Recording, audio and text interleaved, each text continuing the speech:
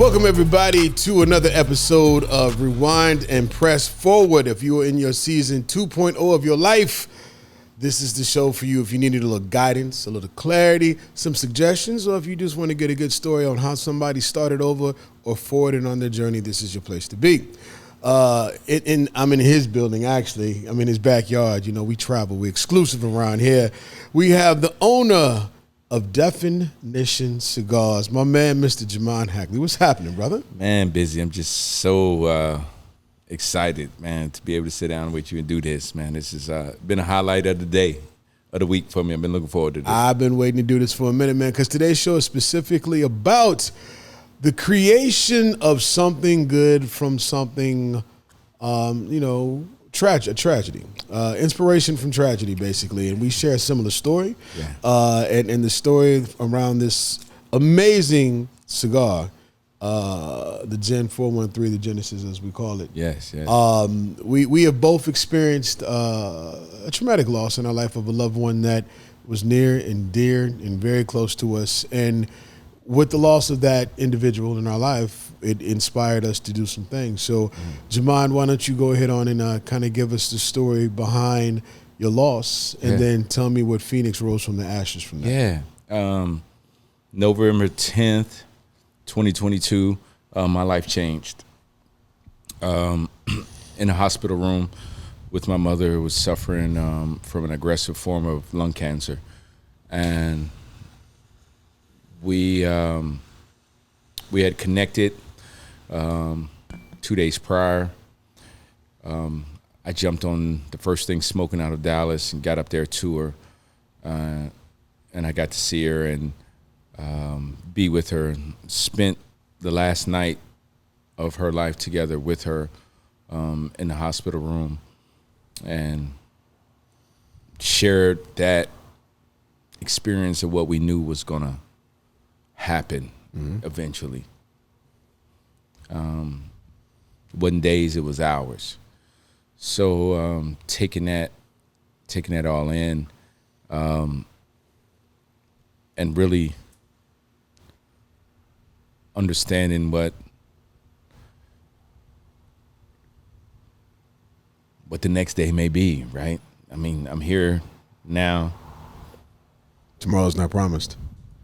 Yeah, it wasn't. So November 10th, the evening of November 10th, she God granted her wings there in the hospital room, and I began to process the grief. Which is a very tough thing to do because there is no rules, there's no regulations, there's no boundaries. It is how you deal with it, because everyone is different. Right. So the processing the grief, was that part of the inspiration behind your thought process when you created the cigar? Yeah, 100%. So at the time, Biz, I hadn't created a cigar since COVID. Had a lot of opportunity, as we all did, sit down and whether you did a project that has been on your heart. We all had time and had released the projects that I had been working on inside of COVID to the cigar community. And I was ready to create something, and that event happened in my life. And for any of the viewers who have created something and know about creating something, you most likely you have to have a muse. Correct. A direction, an inspiration. Yes. And as a result of the loss, I started working that process of wanting to do it. So I sought out with a goal to do that, to honor my mom and her no longer being here. When you use your mother as a muse for a cigar is created of elements of tobacco leaves, and each tobacco leaf has a different texture, taste, nuance, and all that. So what was speaking to you when you created that cigar? How did your mother and the cigar come together in your mind? Yeah, so it's funny that I'm in Nicaragua with a goal to do something specific, and this wasn't planned. I didn't set out to specifically be there then, but her birthday came around at the same time that I'm there, and I'm going through the process of creating a cigar, and going through it with the factory. The cigar eventually was made in Luciano Cigars, with Luciano Morales manning the ship of it. But we had went through various types of cigars, or what we were thinking, or he and I going back and forth. And on her actual birthday, the blend came together. We had pulled a specific leaf out of the cigar that we had been dancing with because it didn't fit. And I found it on April 13th of 2023. And the cigar came together, the texture, the elegance of the cigar, how it smoked, the performance in the first third, the second third, the last third, all of that resonated and spoke to, from my perspective, if my mom was a cigar, she'd be this. She'd be that right there. Yeah. As you tested it, those things, and did it give you, what was your feeling like? Was it this is like that big, I don't know, I don't want to call it closure, but I mean, is there an essence of that in there? Never. Never, Biz. And that's why creating a cigar for me, because it's my thing, for my mom, it is the ability to never have closure. Well It's said. a living thing. It's always lively. When I walk into a lounge and somebody's smoking it, and somebody has an experience with the Gen 413, my mother still living for me when I wake up in the morning to start my day with this cigar. Nice. It's I don't want to ever have closure. I don't. Like that event, her not being here, is one thing. You know, the memories, the things that you just know, smells, Yes. experiences. Yes. I don't want it to ever close. So having the opportunity to make this cigar continues her without her physical being there. Legacy. That makes sense, man. And to date, I would probably say this is one of your best-selling cigars that you have in your lineup. And that's taking nothing, because all of them are amazing. But when that cigar hit the market, did it kind of have an oomph that you hadn't seen in a while or ever experienced before? Yeah, Biz, there was a level of validation.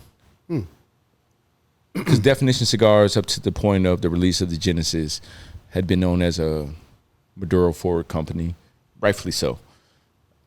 But what the Genesis gave the company, as far as what we're offering the cigar community, it said this company is one of complexity, substance, being able to taste tobacco in a specific way and sharing it. And in doing so, through the specific project of my grief, my rehab, my therapy. That part I like. Your rehab, your therapy, coping, all that was a part all of this. All of that. Nice. And I say this often. I didn't come up with this. A guy I happened to run into. I did his radio show, and he said, as much as I love cigars, I love cigar people better.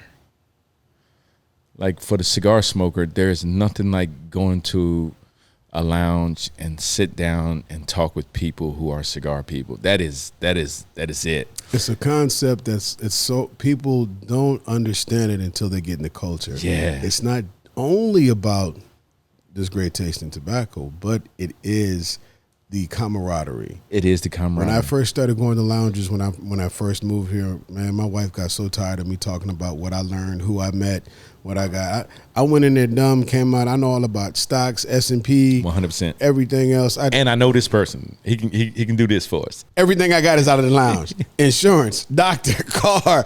I mean, if you don't have anything, there's going to always be somebody in the cigar lounge that says, "I got a guy." I got a 100%. Guy. But for that reaction from the community to stand up, and even now, some people that may have not known the DC brand, that was their introduction into 100%. It. And then they said, hey, well, that is bomb. What else do you have? Right.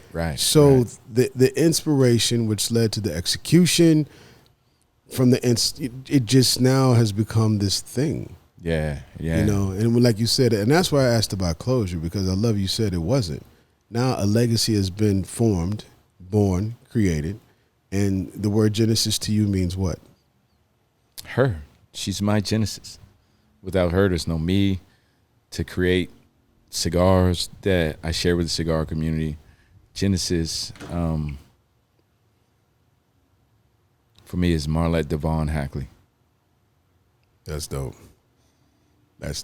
And it's how can I say this respectfully, but it's just a true blunt force matter that it's sad that it takes something like that to happen for something to be created, which is my situation where my son, we lost our oldest son in military, and he was always on my neck. Dad, you produce podcasts for everybody else. You 100%. Bought all the equipment. Why don't you use it for yourself? You take pictures, you film, you do all this. Why don't you ever do it yourself? And, you know, my excuse was, man, I'm meant for behind the camera. I know the technical stuff. He said, dude, you know everybody. You can talk to a brick wall and have a conversation. That's more of his mama saying that. But anyway, and when one of the last things we had a conversation about before he passed was, you start your podcast yet? Yeah. So I'm talking about it. I got it together. He said, why are you talking?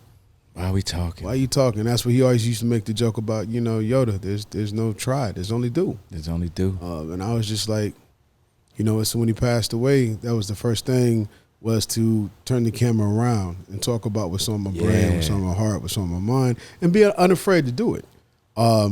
You know, and then I said, you know what, let's do the podcast. And the podcast for me was, you know, I'm 53 now, and I had to start over, like all the way, no job, start my own thing, take the skill set that I've been using for everyone else, and now use it for myself. But here's the delta that talented people are challenged with.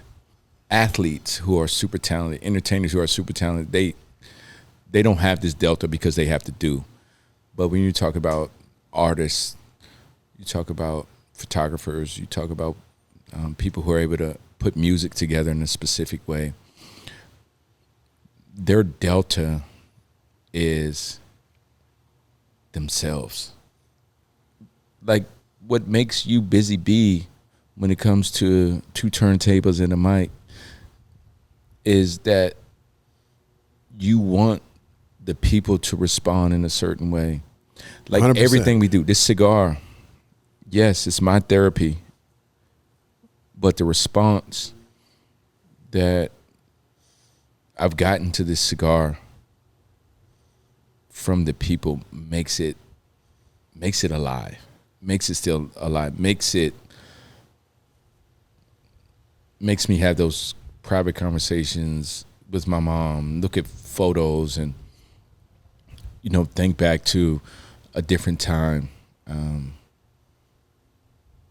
That's what she would want for me to share those things with people and be all right. How did the passing of your mom leading to the creation of the cigar, what was your interaction with people like, business and the approach with everything now that this has been done? Did any of that change you at all, that people noticed it, or how you interacted with people? Great question, Biz.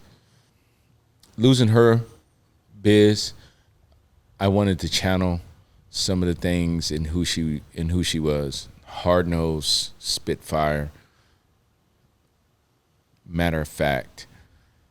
So during that period of time, I'm still being myself and doing what I can do.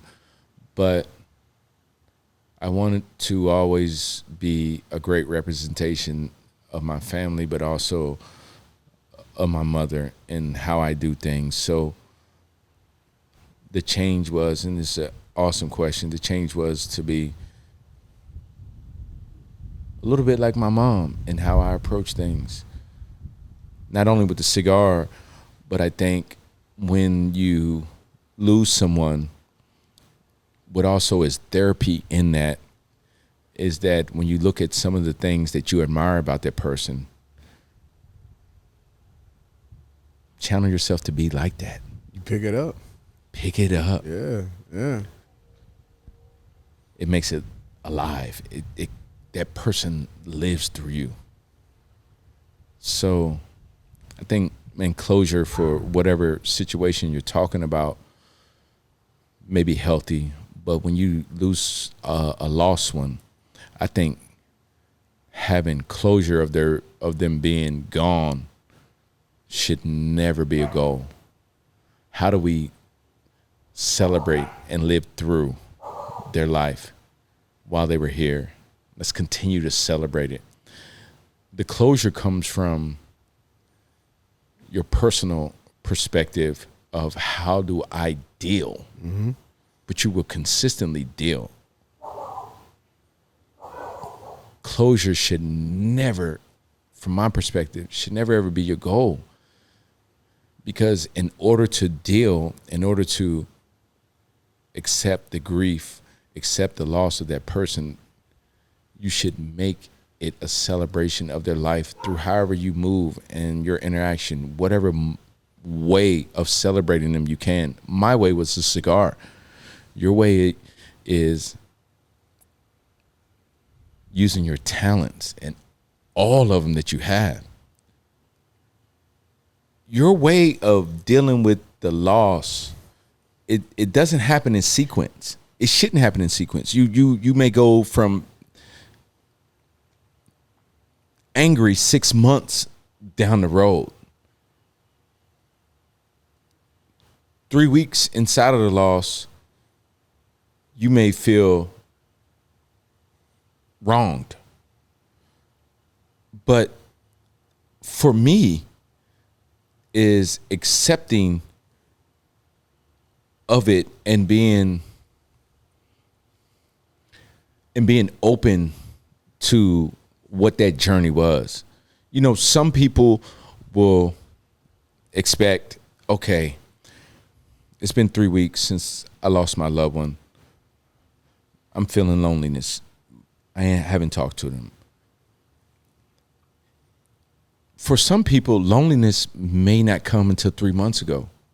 3 months later, not ago, excuse me, 3 months later. But my message is that do not get caught up in how you think you should be.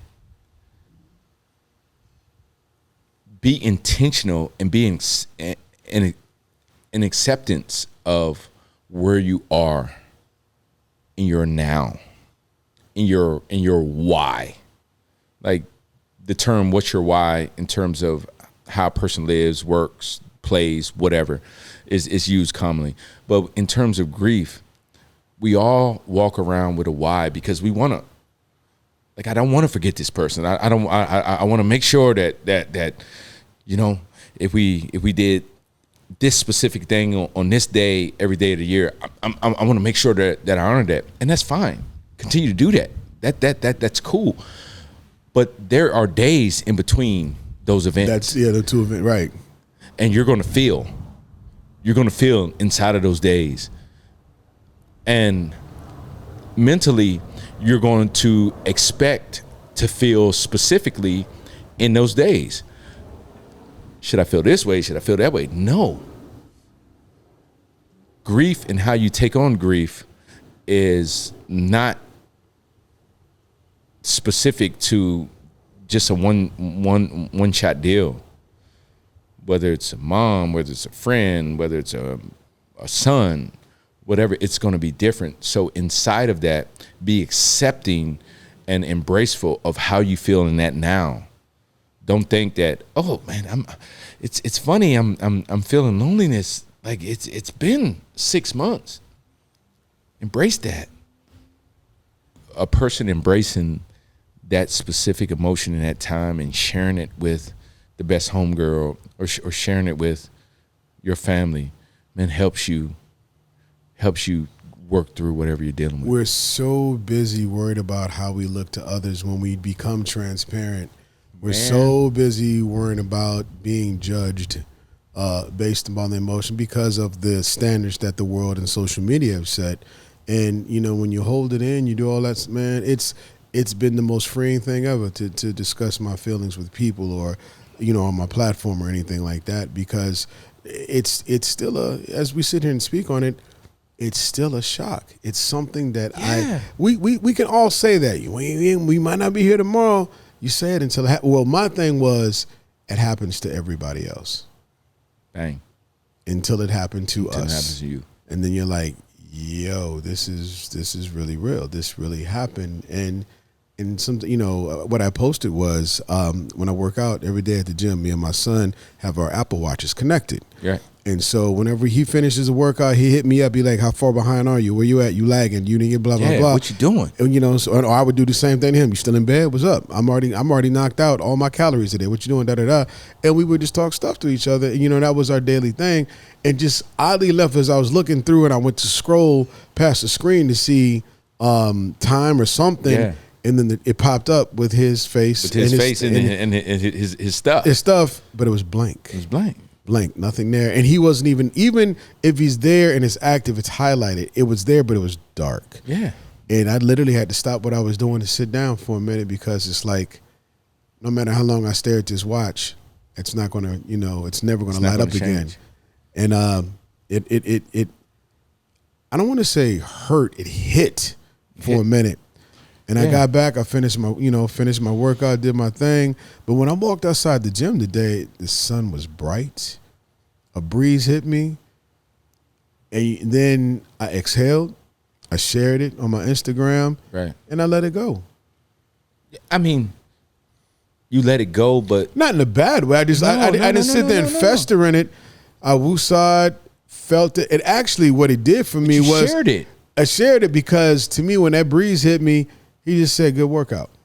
Well, literally, when that breeze hit me, he said, "Good workout." That cool. Share what happened. So when I say let it go, it was like, all right, cool. We checked in. We're sitting in a cigar lounge. I buy you 2 more drinks than you want to. We're celebrating your birthday. 8 days later, I'm in Mexico, and I get the call. And you get on to me sometimes. The rest of the family does too. Because when we all get together, whether it's all of us, some of us, one of us, man, I go hard in the paint.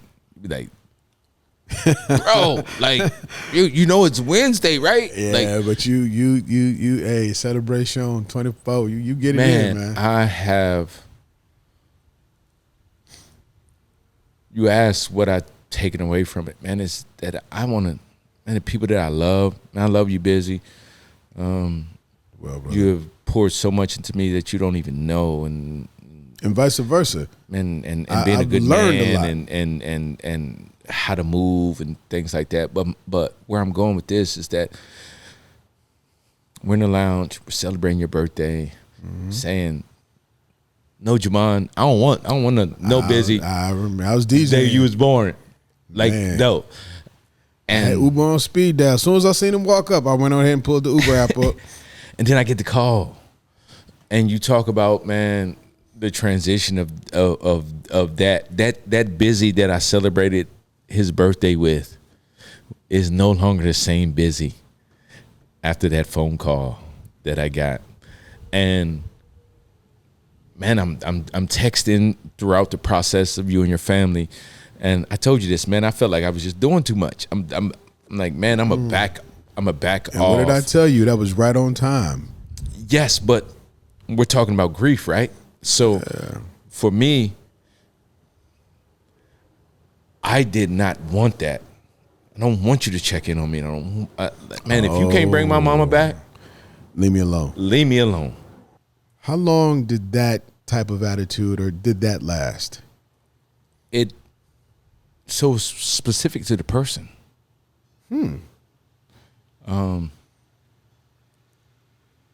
If you would have hit me, I would have got emotional.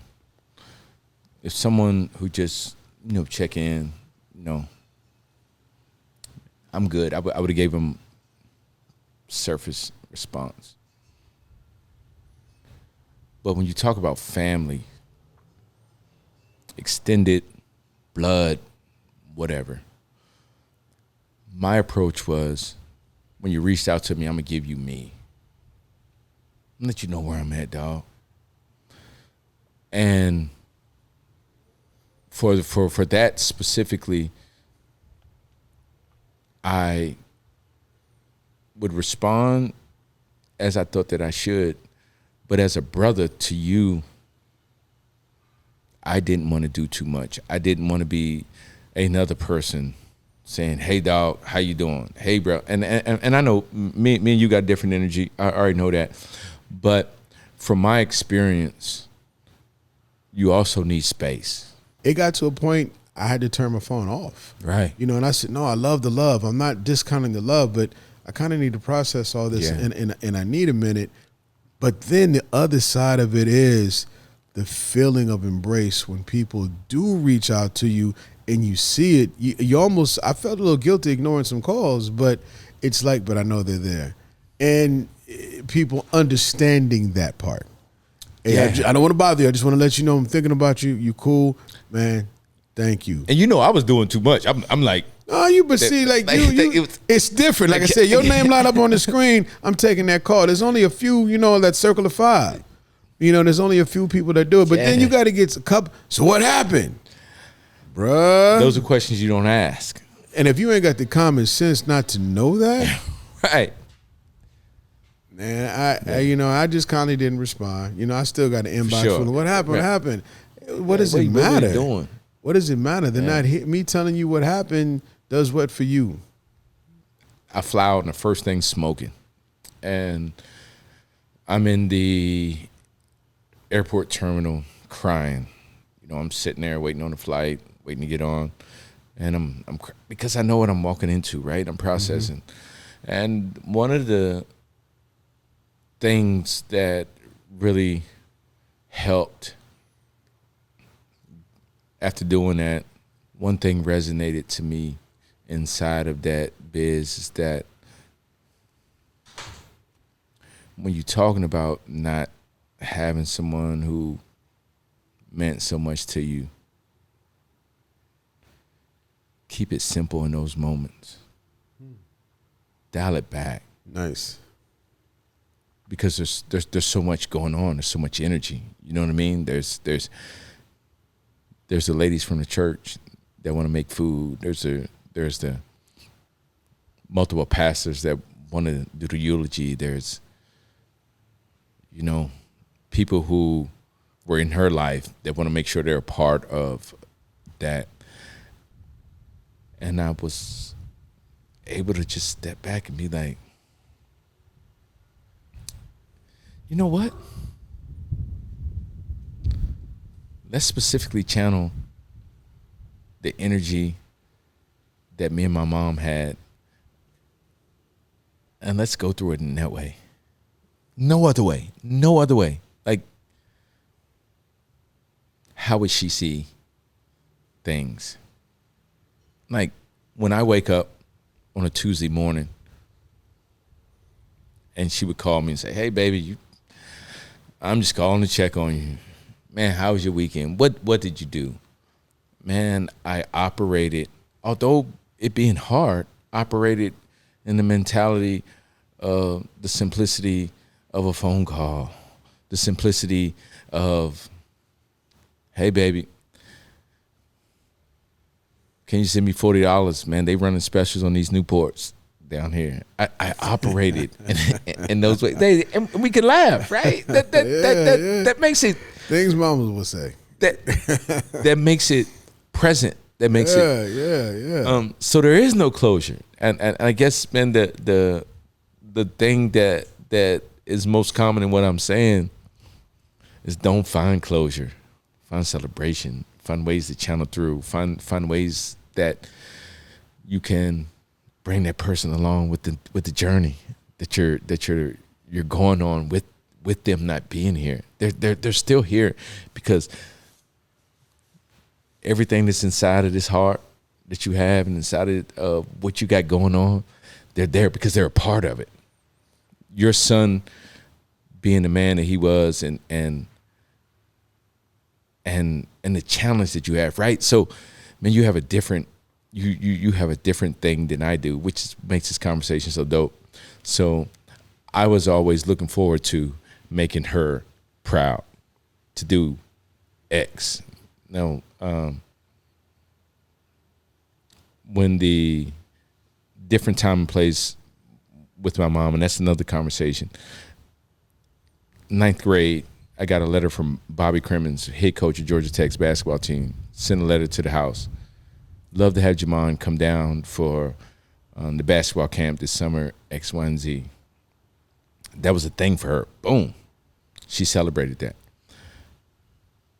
So I was always doing stuff to make my mama feel that. As a dad, we set the standard, right? But then my joy was seeing him accomplish all of the things that he set out to do and ask for guidance from me along the way. Yes. As he accomplished those things. Yes. That's a euphoria. That's incredible. When your kids actually listen to you, because the thing. When you don't think they are, they still are. And then they perform and it's like, wow. And I think that's a great way to wrap this up with that, because when you're in season 2.0 now, you're taking care of parents. You have, older relatives, you have things, and then life does have a little bit of a twist and takes even those that are close to you, that are younger than you, away from you. But with the knowledge and the experience and just whatever you took away from that person that you may have lost, let that motivate you to do things that you've either talked about, thought about, or have always wanted to do, because at one point in time, they did. So the difference in channeling, coming away from trying to make somebody proud as opposed to imprinting on someone, continue to imprint. A way better way to put it. Way better way to put it. Well, Jamond, thank you for being transparent and sharing with us your genesis behind the same name cigar, honoring your mother. Or my definition. What is your definition? We just talked about that. And this podcast is the reason, my son was the reason why I finally got up off my behind and actually did something with what we got.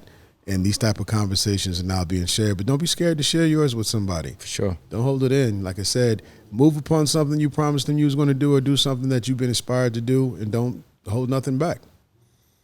Until next time, next episode, y'all. Peace out.